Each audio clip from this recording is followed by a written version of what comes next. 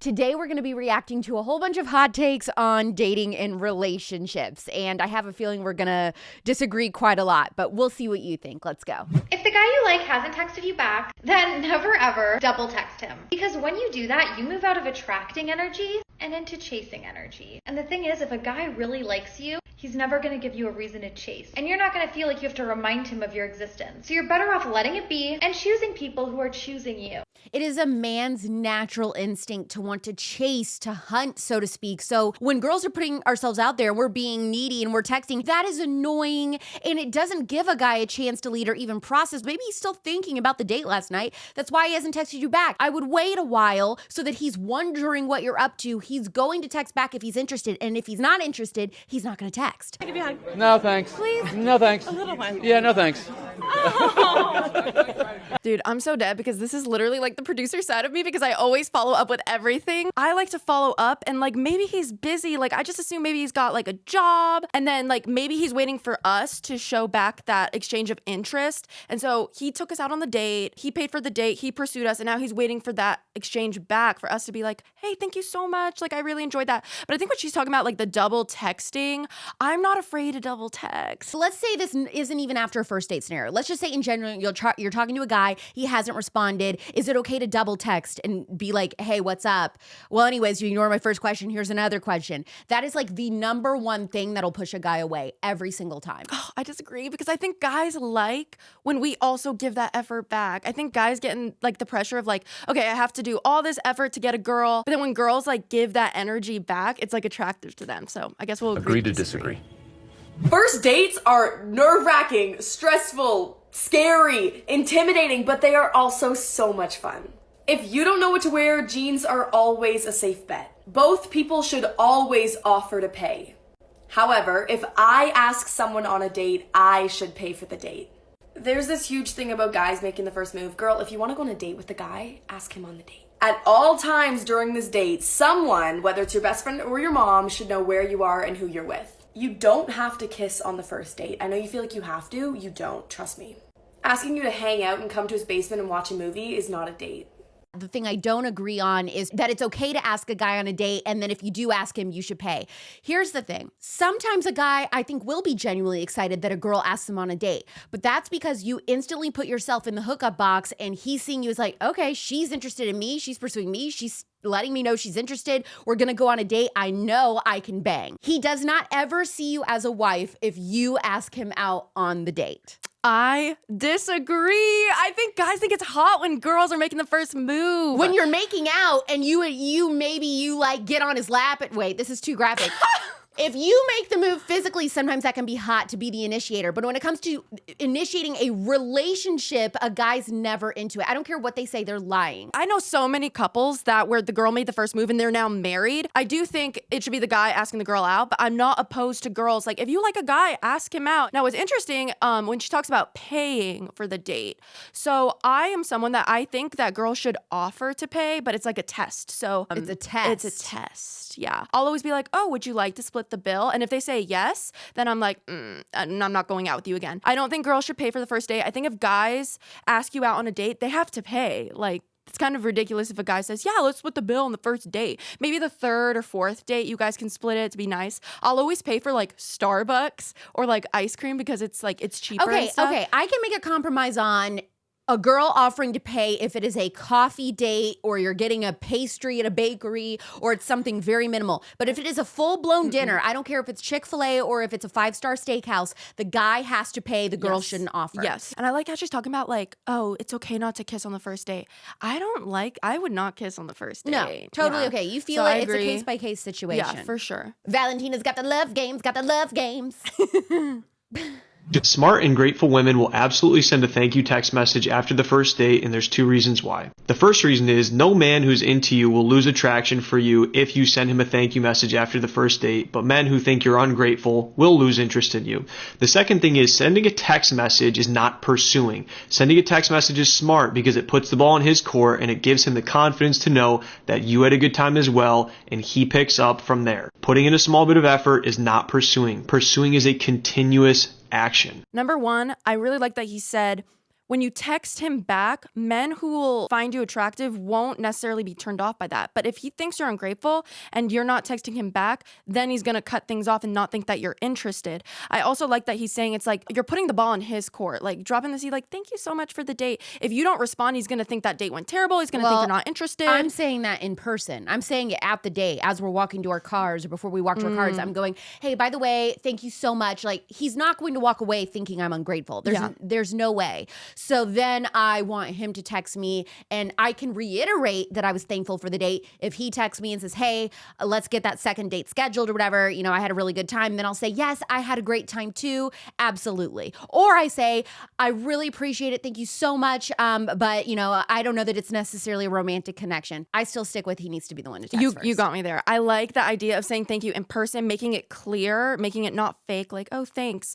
And then it's still, I guess, in the ball in your court. So you got me in that. You got me in that argument. Here's what I tell women all the time. A man can be taught how to treat you. We're teachable. If you the one, you can teach us. If you say, in order to have me, this is the behavior you have to exhibit towards me, I promise you if he wants you, that's what he gonna do. It's a very interesting theory. I think a lot of women go into relationships thinking that about a guy's wardrobe. I do think that men are super teachable. And number one, like, you can teach a man how to treat you. Like, if he's treating you bad, like, tell him, like, I'm not going to put up with this. We go into relationships thinking that, like, guys can read our minds, that they have to be perfect. And men are not perfect. And so I think men are teachable. I learned that from my dad. 3 brothers, dad. He's like, your mother taught me a lot. So I always go into that with men. Women also tend to get mixed up on how do you teach or train a man into who you want him to be and how you want him to treat you. It's not necessarily with words. It's absolutely with actions. Do I show up for a Netflix date at 11:30 at night? Am I okay with just snapping back and forth and never actually exchanging numbers? The longer you permit that behavior, he is going to find it acceptable. There's also a way to teach a guy how you want to be treated by what you choose to affirm and not affirm in his behavior. So when he does something that you don't like, don't say, I don't like that. When he does something that you do like, however, let him know, I loved when you did that, by the way.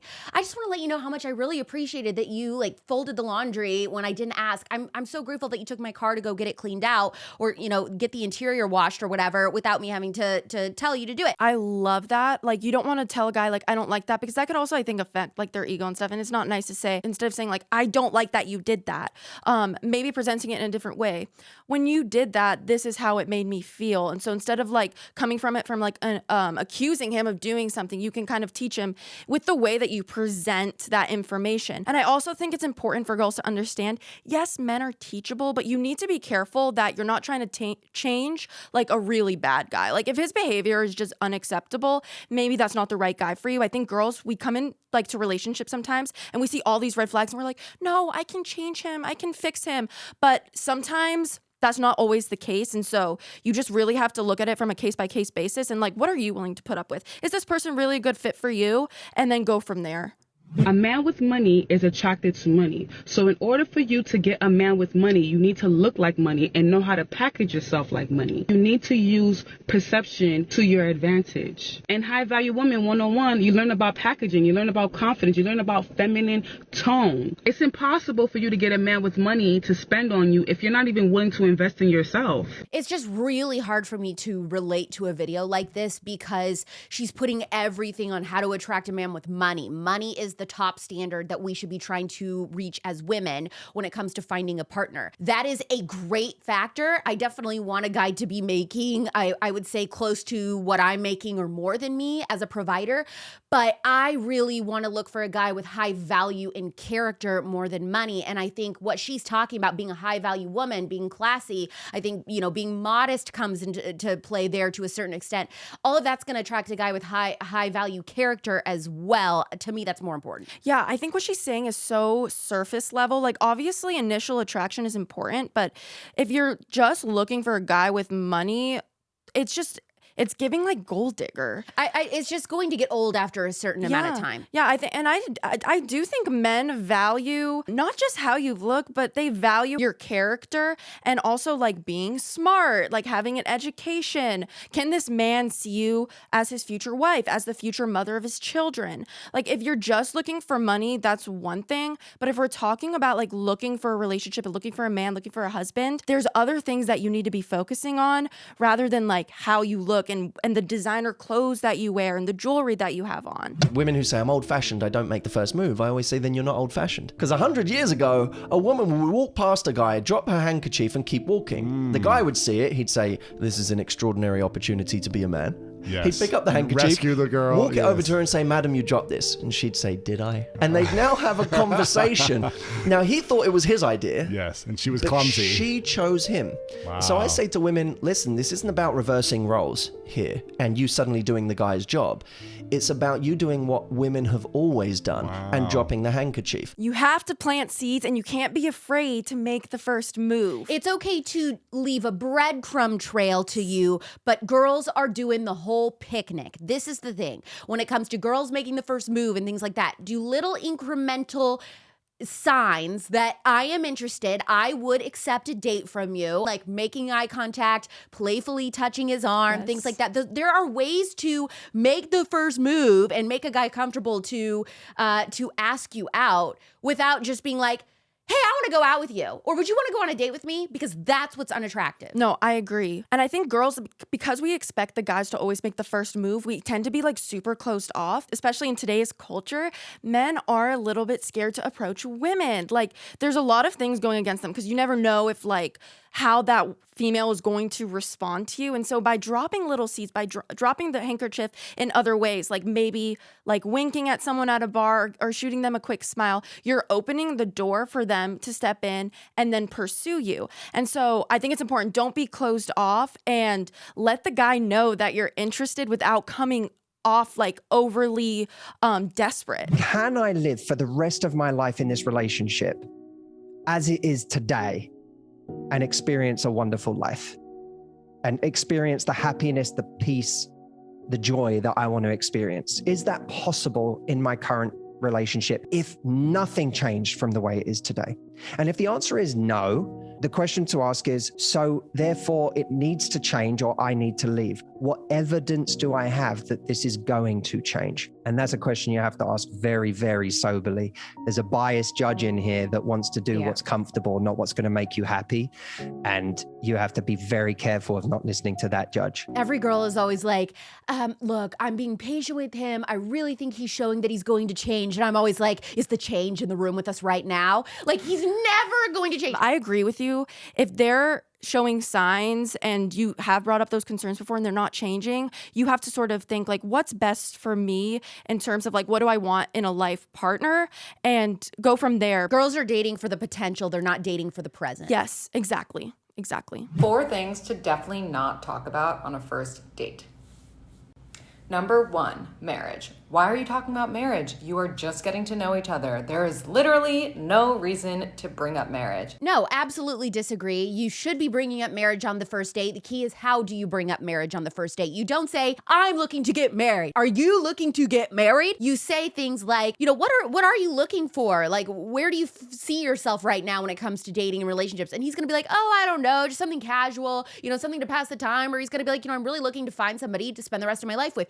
There is a way to make it come up without making it like super awkward or too forward. I agree to a certain extent. Like, I get scared on a first date to bring up, I'm looking to date with intent for marriage, and having them be scared. But then I have that, my consciousness in the back that's like, okay, if you're scared to bring this up to this man, is this really the right person? You want to marry for love. And I think when you do find someone and there is a love that blossoms, marriage will come with that. My observation clinically has been, for a couple to maintain their relationship without it deteriorating, they have to spend 90 minutes a week together talking about their lives, about how the house is run, about what they've all been doing to keep their stories caught up, right? And then they need to spend at least one time having a date, and 2 is better. 1 is necessary. I think it takes 2 to tango. I think this is super important there needs to be like discussions. There needs to be strong communication.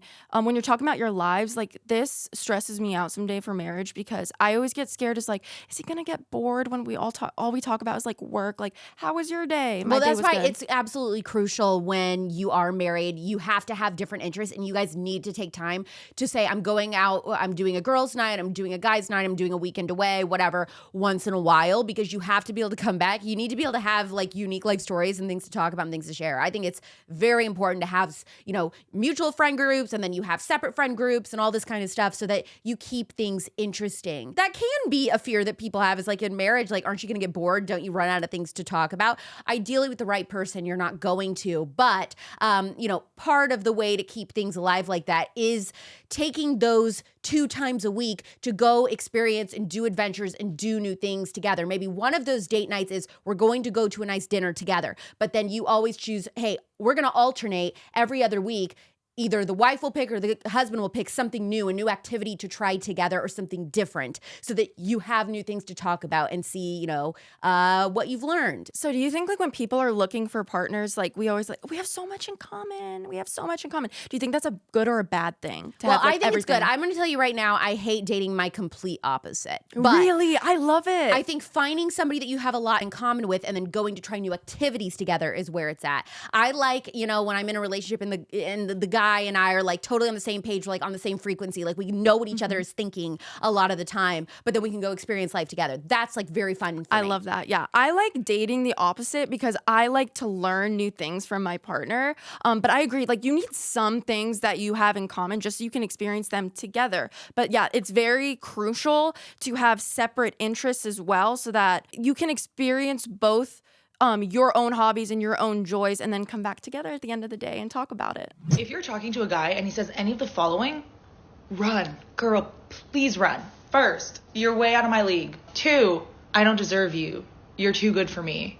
I'll never be good enough for you. The man is literally telling you that he'll never be good enough for you. Like, my ex said this to me and I took it as a compliment. Like, oh, that's sweet. He thinks really highly of me. No, what it actually meant was that he was deeply insecure. This girl is so annoying to me because she is the problem. She is refusing to acknowledge that he was actually trying to let her down nicely and easy, and he's just not interested. It's not that he's immature or he hasn't experienced emotional growth. I mean, maybe that happens sometimes, but she's completely ignoring the fact that that's a guy trying to be nice and saying like, hey, I'm not into you. But just being like, oh, I think you deserve better than me. You can do so much better. That's a way a guy breaks it off. She just reminds me of those girls, like this toxic feminine culture right now where girls are just like, I'm like the best, like I am the package, and like you need to do all the work for me. It's just funny when she's like, I'm just not good enough for you. Oh my gosh, he's literally saying he's not good. Like, every girl is not going to be good enough for every guy, and every guy is not going to be good enough for every girl, but you have to know when people are speaking in between the lines, dude. Facts. You are not going to go far in the dating world at all. Yes. On the topic of guys that actually do say this in like relationships to like be cute or whatever, I don't want to be simped to. It's simp behavior. It's so unattractive. I don't want a man to tell me that like, oh, you're so out of my league. Like, no, I want you to think that like you got an amazing girl, you're an amazing guy, we make an amazing couple. It's just like soy boy behavior. I don't know. It just like grosses me out. I don't know about you. It's a little cheese. Yeah. The biggest mistake women make on the first date is you tell a man everything you like. You have then given the guy the treasure map to your heart. For the next 2 weeks, you're gonna get all that. If you like flowers, chocolate, emails, texts every morning, calls before bed, you're gonna get that until he gets what he wants. Then he's gonna give you what he really has to offer. Just slow down, don't tell him everything. You have to let a man see what he can get, but make him imagine what he can have. Yeah, if you are sitting down and you're like, I expect a guy to text me every single morning. I want him to DoorDash, crumble cookies to me. Then I want him to do this. Then I expect this. He's going to do all those things. He's going to love bomb you so that you get sucked in, and then his real colors are going to show. So yeah, you give them a little bit. You give them a little bit of things, about yourself to get to know you. But I like to take it into more abstract conversations and like really deep thinker type of things to get to know each other. Like, would you be down to have a date after after hours in a cemetery. You know, things that are really going to be like, that girl was interesting. Yeah, I think you don't want to give a man like reasons to like, this is so negative, but to like manipulate you. Because look, a guy's asking you out on a date, he's obviously interested in you. And so when you're giving him all these reasons, you're giving him the answers to the test. Yes. And he's got to work for it. And I think on a first date especially, like you should focus more on the deeper conversations. Like I would love to just be a fly on the wall, like on your first date. Like I can't imagine the things you talk about. I love that you're talking about love bombing. Like so many of us women experience the love bombing. And then I like will set a guy up to do that. And then I get the ick. I'm like, ugh. Like, I don't like affection like that. But yeah, focus on the more deeper topics when you're on a first date. You're trying to get to know this person and get to know their character. Not that, oh, I like to take Sunday walks at 6 a.m. with my dog, like, and I love breakfast to be ready in the morning. Like, those are things that later on I think you discover in your relationship. Yeah. Like, these are things that I want to do with you. These are the things I like. But on a first date, don't give him the answers to the test for sure. Did you find yourself agreeing more with producer Valentina or me, Alex? Like this video, subscribe to this channel, turn on notification bells so you don't miss any more videos. Bye.